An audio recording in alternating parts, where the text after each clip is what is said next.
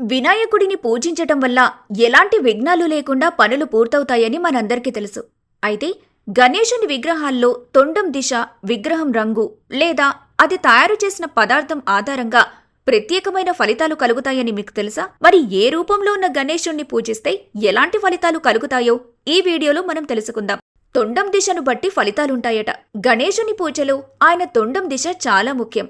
ఇది వాస్తుపరంగా ప్రత్యేక శక్తిని కలిగి ఉంటుంది. తొండం ఎడమవైపుకుంటే వామముఖ గణపతి అంటారు. ఇంట్లో వాస్తు దోషాలు తొలగిపోతాయి.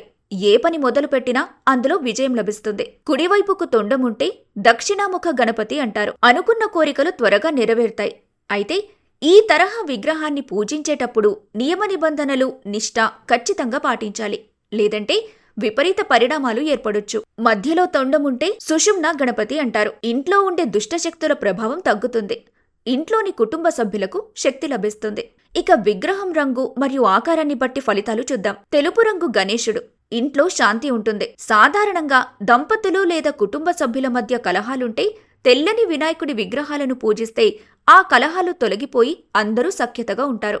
రావి ఆకు వినాయకుడు. రావి ఆకు రూపంలో ఉన్న వినాయకుణ్ణి పూజిస్తే ఇంట్లో ఉన్న నెగటివ్ ఎనర్జీ పోయి పాజిటివ్ ఎనర్జీ లభిస్తుంది. ఇంట్లో అందరికీ అన్ని శుభాలే కలుగుతాయి.